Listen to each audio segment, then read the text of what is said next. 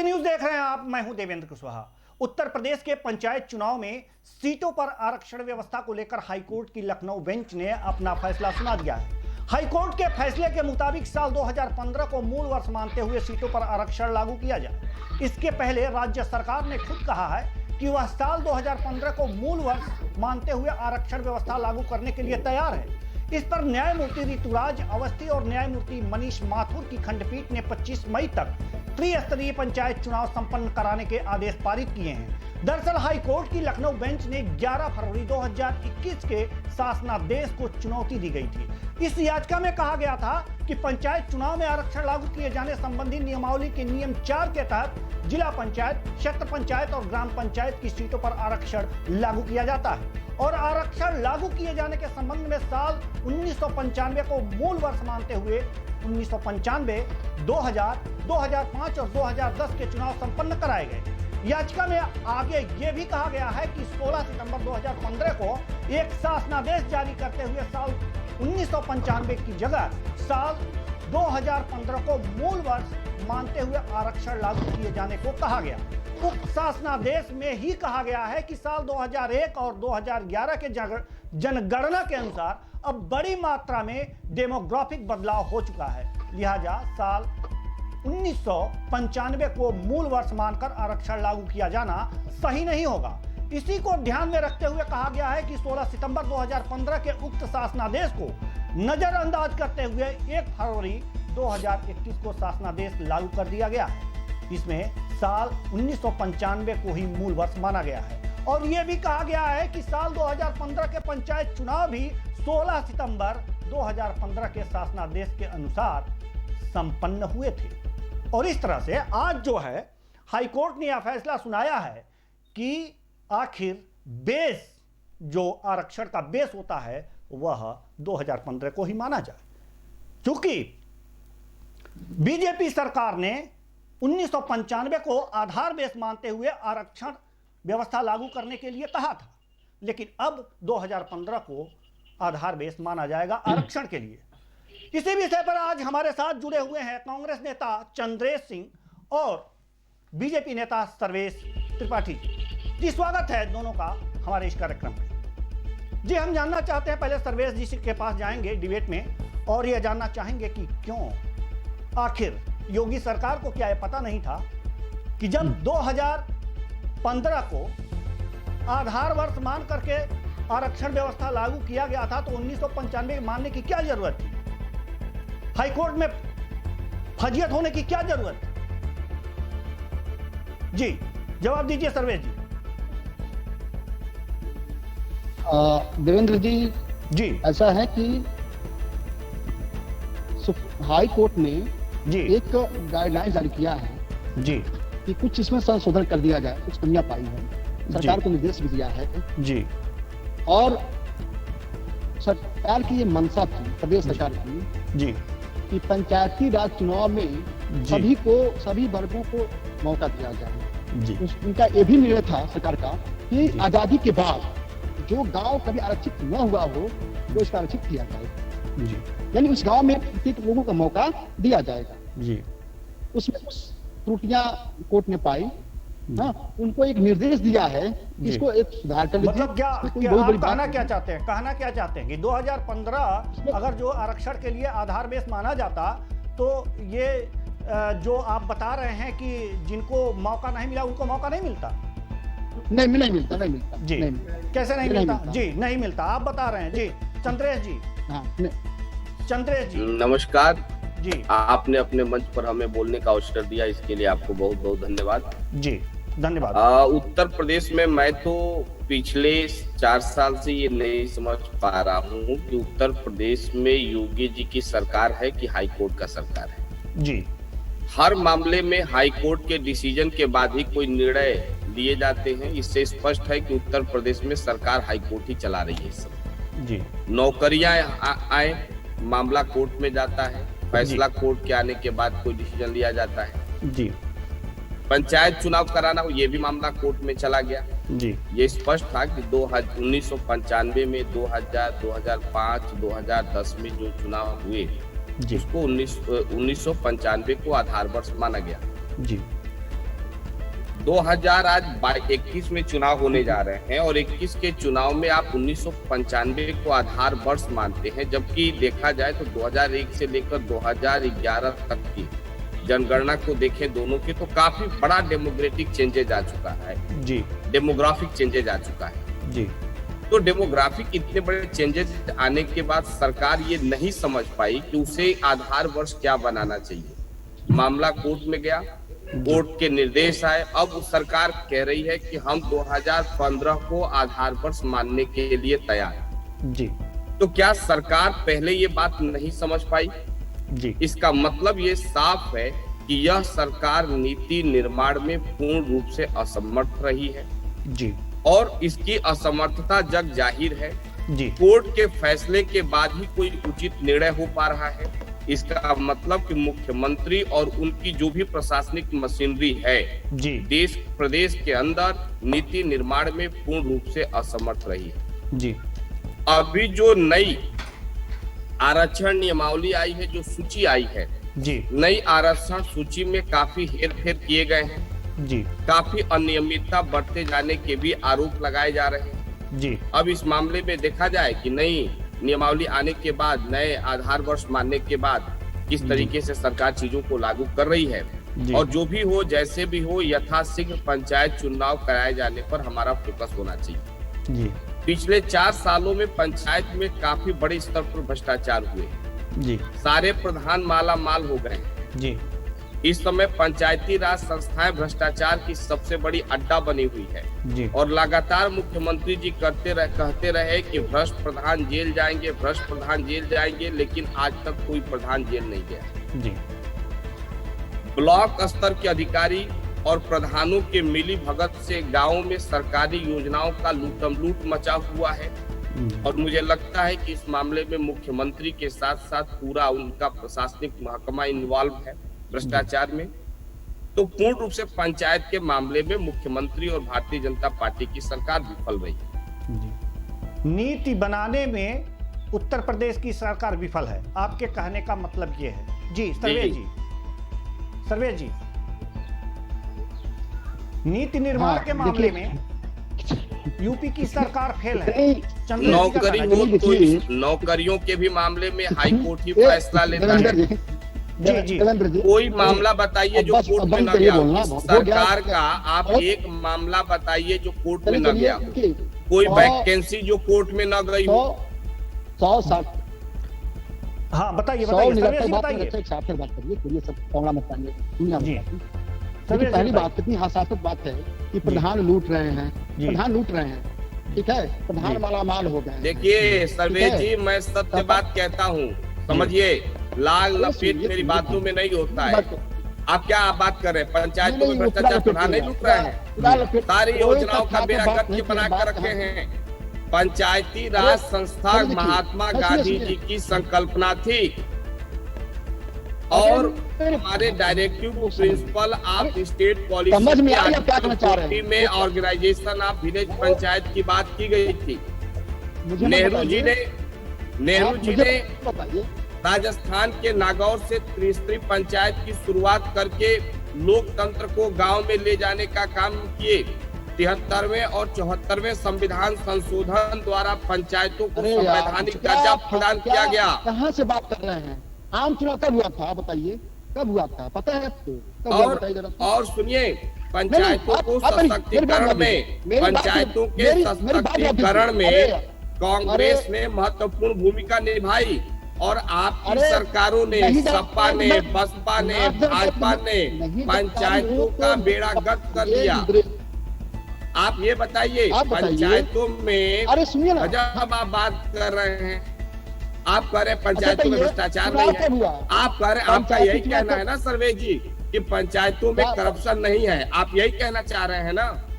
पंचायती चुनाव कब हुआ था बताइए जरा। तो आप ये बताइए ना, आप जो बात पूछ रहे हैं, सुनिए, पहले बात सुनिए, आप ये बताइए पंचायतों में करप्शन है कि नहीं है, ये बताइए ना। आप क्यों इधर उधर की बातें घुमा रहे हैं बिना मतलब की, लाल लपेट इधर की उधर बात कर रहे हैं? यहाँ जीके का टेस्ट चल रहा है। मैं बता रहा हूँ। हाँ बताइए, हाँ तो आप बताइए ना, हाँ आप बताइए ना, भाजपा कराइए पंचायत का चुनाव। देखिए सपा गवर्नमेंट, सपा सरकार में पंचायत चुनाव हो गए थे 2015 में, उसमें प्रदेश में सपा सरकार थी। सपा ने अपने मनपसंद लोगों को 2015। अरे यार हाँ क्या थी, कौन सरकार थी प्रदेश में, किसकी सरकार थी? 1995। अरे यार, अरे क्या बात करते हैं, मैं क्या कर रहा हूँ? 2015 की बात हो रही है, 15 में, 2015 की बात। जी, सर्वेश जी 2015 की बात कर रहे हैं। सर्वेश जी 2015 की बात कर रहे हैं सरकार थी। जी हाँ सपा सरकार थी, और अपने अनुसार प्रधानों का चयन भी किए थे लोग, खूब दादली चली थी सपा सरकार जी। तो सपा सरकार ने चुना था क्या प्रधान? प्रधान? लोग बिल्कुल आए भी थे जी सर्वेश जी, सपा सरकार ने नहीं, प्रधान उसमें चुना था कई क्या? या जनता ने चुना था? वो जी सरकारी तंत्र का दुरुपयोग हुआ था उस शासनकाल में, जी। ठीक है। और उसके बाद से योगी जी के आने के बाद 17 में 19 मार्च 2017 को नहीं तो जब योगी जी मतलब क्या आपके कहने का तात्पर्य क्या है? जी सर्वेश जी, आपके कहने का तात्पर्य क्या है कि सपा के सरकार में तात्पर्य यह मेरा है, तात्पर्य अरे भाई, प्रदेश में जब हर 5 साल का पर दुरुपयोग हुआ प्रदेश था, में आपके कहने का तात्पर्य ये है कि सपा के सरकार में सरकारी तंत्र का दुरुपयोग हुआ था, तो क्या 1995 श्रीमान जी एक बात स्पष्ट रूप से जान लीजिए, एक बात स्पष्ट रूप से जान लीजिए, पंचायत चुनाव समय से लेट चल रहे हैं ना, और उत्तर प्रदेश सरकार पंचायतों में चुनाव नहीं कराना चाह रही थी। हाई कोर्ट के कड़े निर्देश के बाद, फटकार के बाद उत्तर प्रदेश सरकार पंचायत चुनाव कराने पर राजी हुई।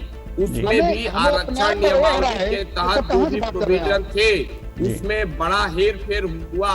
फिर सरकार के मुंह पर हाई कोर्ट से तमाचा मारा गया और कान पकड़कर उचित निर्देश दिए गए, आदेश दिए गए, जिसको मानने के लिए उत्तर प्रदेश सरकार ने तैयार हुई है। कोरोना काल में बिहार में चुनाव हो जाते हैं, मध्य प्रदेश में उपचुनाव हो जाते हैं, उत्तर प्रदेश में उप विधानसभा चुनाव हो जाते हैं, लेकिन पंचायत चुनाव के मामले में हाई कोर्ट के निर्देश के बाद सरकार तैयार होती है। ये उत्तर प्रदेश सरकार की नाकामी है और लोकतंत्र की हत्या करने का प्रयास है। जवाब दे लेने दीजिए सर्वेश जी को, जवाब दे लेने दीजिए सर्वेश जी। उत्तर प्रदेश सरकार बराबर नाकाम रह रही है, क्यों भाई? जी पहले तो मैं बता दूं, कोई डिबेट करना हो तो क्या जब नहीं होते टाइम सिर्फ मेरी कोई मतलब कहने नहीं है कि नहीं।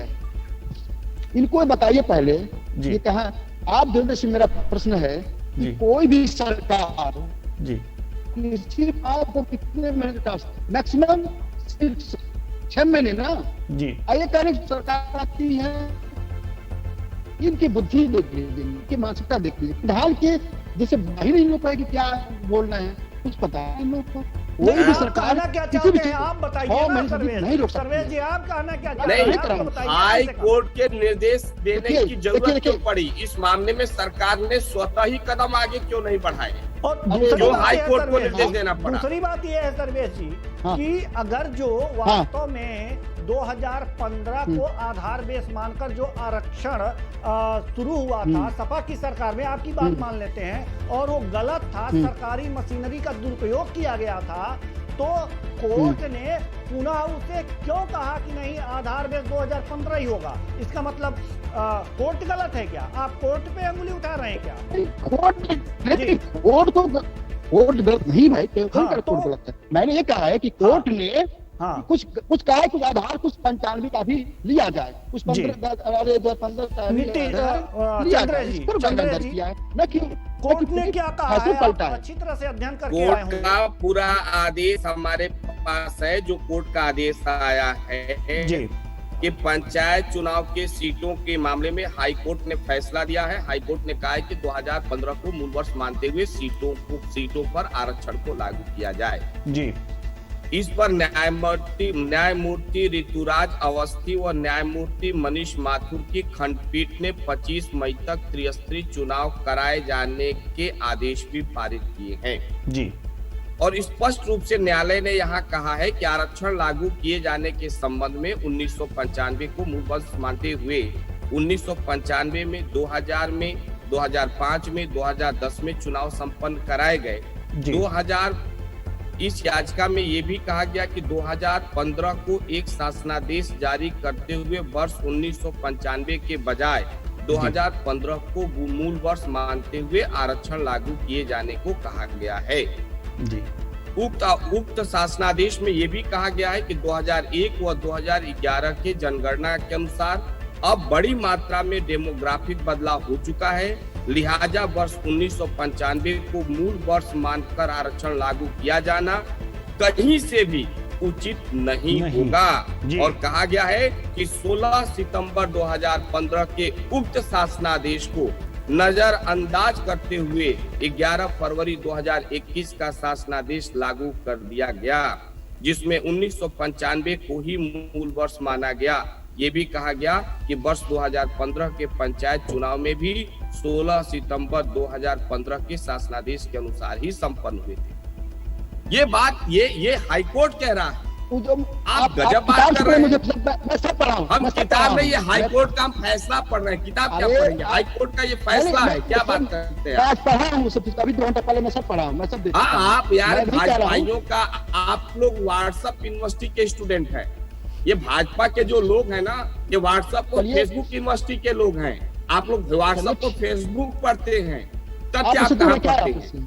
तथ्य आप युवा हैं, आपको तथ्य आती तो आप भाजपा में होते ही नहीं, आपको तथ्य आती तो आप कांग्रेस में होते। आप तो कांग्रेस में होते, मैं तो एक आप भाजपा में नहीं होते। अरे देवेंद्र जी, इनको बताइए अभी क्या है कि प्रदेश सरकार भ्रष्ट हो गई है जी। अभी आप इनके प्रदेश सरकार हर मामले में उत्तर प्रदेश की शासन व्यवस्था को सुचारू रूप से संचालित करने में असमर्थ है। उत्तर प्रदेश में कहीं भी लोकतांत्रिक सरकार नजर नहीं आ रही है। उत्तर प्रदेश में एक भ्रष्ट सरकार है और चारों तरफ जंगल राज कायम है। कैसे समर्थ है? वो कह रहे हैं कि असमर्थ है, कानून व्यवस्था में फेल है, नीति अरे निर्माण में मैं बता रहा हूँ आप ये बताइए, इस सरकार ने समझिए सबसे पहली बात, जब हाई कोर्ट ने कहा कि 1995 को आधार वर्ष न मानते हुए 2015 को आधार वर्ष माना जाए, तो तुरंत उत्तर प्रदेश सरकार ये तैयार हो गई कि हम 2015 के हिसाब आधार वर्ष मानकर समझिए 2015 पर सरकार तैयार हो गई। इसका मतलब सरकार अपनी गलती को पहले से जानती थी और कोर्ट में सरकार ने अपनी गलती को स्वीकार करते हुए 2015 को आधार वर्ष मानकर आरक्षण नियमावली तय करने के लिए तैयार हो गई। यह बताता है कि उत्तर प्रदेश सरकार पंचायत चुनाव में, नीति निर्माण में और निर्णय लेने में पूर्ण रूप से असमर्थ रही है जी। अब उसकी नाकामियों को छुपाया नहीं जा सकता। आपने जो आरोप लगाया उसका जवाब तो ले लीजिए चंद्रेश जी। जी सर्वेश जी जवाब दीजिए। अब थोड़ा सा चुप रहेंगे आप जी। नहीं कुछ और बोल दीजिए, चंद्रेश जी कुछ और बात बोल लीजिए।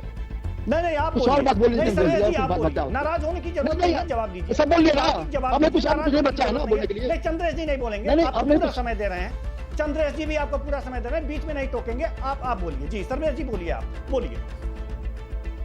देखिए देवेंद्र जी, अभी ये कह रहे थे कि प्रदेश सरकार भ्रष्ट हो गई है जी।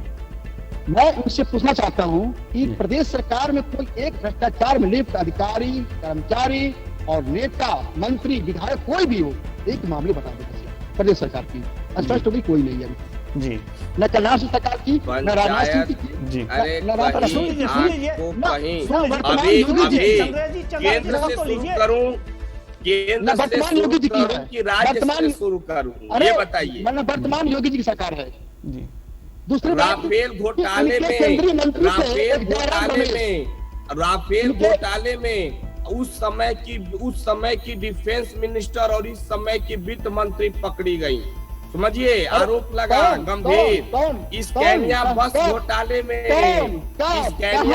घोटाले में आपके परिवहन मंत्री का नाम आ चुका है और देश की संपत्तियों को अडानी अंबानी के भाव में बेचने का काम जो मोदी सरकार ने किया है, ये भ्रष्टाचार है।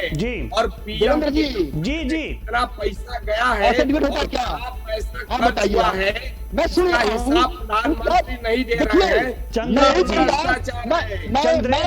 भ्रष्टाचार है। इन कांग्रेसियों के पास विकास के सड्डी है लोग, बस बोल करके सरकार की बात करते हैं, बस बोल करके करना कुछ नहीं लोग। सर्वेश जी को पूरा बोल लेने दीजिए ना। नहीं करना कुछ नहीं है, कांग्रेसियों को बोलना है, बस बोल कर मुझे बात रखनी है, काम तो मुझे करना नहीं है। सर्वेश जी का गुस्सा ये बता रहा है कि सर्वेश जी ने मान लिया है कि भाजपा सरकार हर मुद्दे पर विफल है और नाकाम है। ये गुस्सा ही अपने आप को स्पष्ट करने के लिए पर्याप्त है। उनको बोलने दीजिए ना, उनको बोलने दीजिए। चंद्रेश जी जरा बोलने दीजिए। जी सर्वेश जी हाँ देवेंद्र जी, और मैं आपसे प्रश्न करूंगा इस सब चीजों का।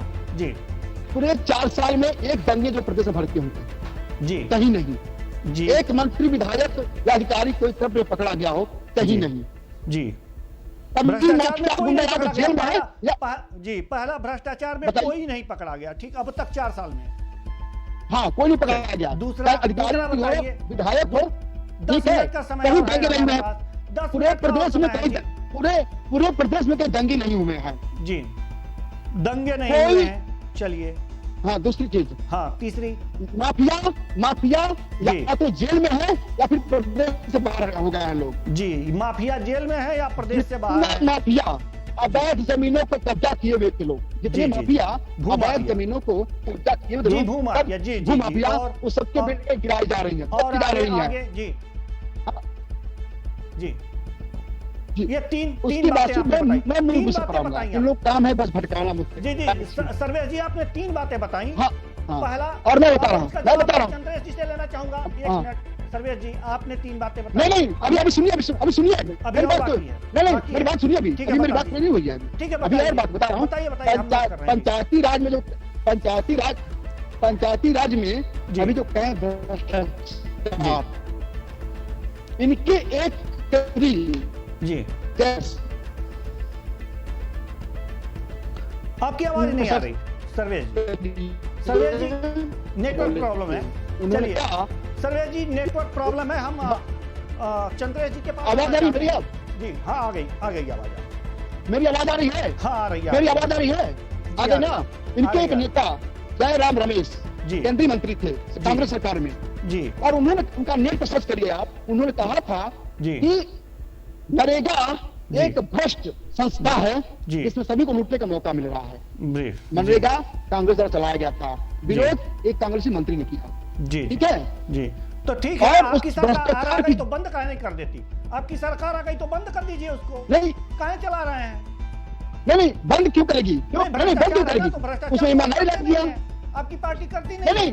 अगर उसमें ईमानदारी उसमें ईमानदारी उसमें ईमानदारी बढ़ता है भाई। अच्छा, नहीं उसमें ईमानदारी बढ़ता है सरकार में। ठीक है, ईमानदारी बढ़ता है। आपने ईमानदारी बढ़ता है, कांग्रेस ने बेईमानी बढ़ता है। हम कांग्रेस के पास जाते हैं, 4 मुद्दे इन्होंने उठाए। बार आपने वोट की बात नहीं, मेरे पास बस लास्ट जी एक बार वोट की बात कर रहे हैं। मैं जवाब देता हूँ। इन्होंने ये बात कही, इन्होंने ये बात कही जी। आप मेरी बात सुनिए पहले, भ्रष्टाचार नहीं है, मेरी बात सुनना पड़ेगा। नहीं, इन्होंने बात कहा, आपने वोट की बात कहा है, वोट की बात कहा है, वोट की और नहीं सर्वेश जी, आपकी मैंने बात सुना और चंद्रेश जी भी आपकी बात सुने। आपने जो 4 बातें कही, मैं उसका जवाब देना चाहूंगा जी। चंद्रेश जी, ये सर्वेश जी ये कह रहे थे कि भ्रष्टाचार नहीं हुआ 4 सालों में। उत्तर प्रदेश में चारों तरफ भ्रष्टाचार है। कहाँ है? और इस भ्रष्टाचार में सरकारी अधिकारियों के साथ साथ इनके विधायक भाजपा के विधायक, भाजपा के सांसद और भाजपा के मंत्री इन्वॉल्व हैं। अब हम बता रहे हैं एक छोटा सा भ्रष्टाचार, एक छोटा सा भ्रष्टाचार बता रहे हैं। कोरोना किट के मामले में सुनिए, कोरोना किट के मामले में हम बता रहे हैं, कोरोना एक मिनट फटाफट जवाब ले लीजिए। कोरोना किट के मामले में भ्रष्टाचार हुआ है और बसों का पटेला चलाने वाले एजेंसियों को कोरोना किट का ऑर्डर दिया गया है। ये जग जाहिर है, दानों में भ्रष्टाचार है, दंगे नहीं हो रहे हैं। हम बताएं, दंगाई भाजपाई थे, भाजपाई जब विपक्ष में होते थे तो दंगा करते थे, जब ये सत्ता में है तो घर बैठे हुए हैं। भाजपाई दंगे थे, दंगाई कोई और नहीं था, ये भाजपाई दंगे थे। और आप देखिए, आप ये बताइए, उत्तर प्रदेश में जितने माफियाओं पर कार्रवाई हुई है, गिन गिन कर ब्राह्मण और मुसलमान माफियाओं पर कार्रवाई हुई है, ठाकुर माफियाओं पर कार्रवाई नहीं हुई है। फिर ये सिंह, सुशील से, धनंजय से, आप झूठ बोल रहे हैं, आप झूठ नहीं सही बोल रहे हैं।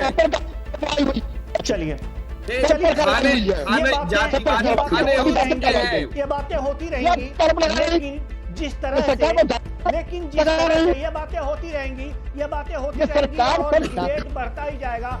समय हमें इजाजत नहीं देता कि हम इस डिबेट को आगे बढ़ाएं। उत्तर प्रदेश सरकार हर मामले में विफल रही है, भ्रष्टाचार की शिकार रही है, ये भ्रष्ट सरकार है। और मुख्यमंत्री योगी आदित्यनाथ सर्वेश जी बीजेपी से हमारे साथ जुड़े, बहुत बहुत धन्यवाद दोनों का, बहुत बहुत धन्यवाद। बहुत बढ़िया डिबेट हुआ, लेकिन बात वहीं आकर के रुक गई कि अगर नीति निर्माण में उत्तर प्रदेश सरकार बहुत बढ़िया होती तो बार बार उसे हाई कोर्ट का रुख नहीं करना होता, हाई कोर्ट तलब नहीं करता और सारे काम, सारे आदेश सुचारू रूप से आराम से चलते। तो फिलहाल इस कार्यक्रम में इतना ही, मुझे दीजिए इजाजत, नमस्कार।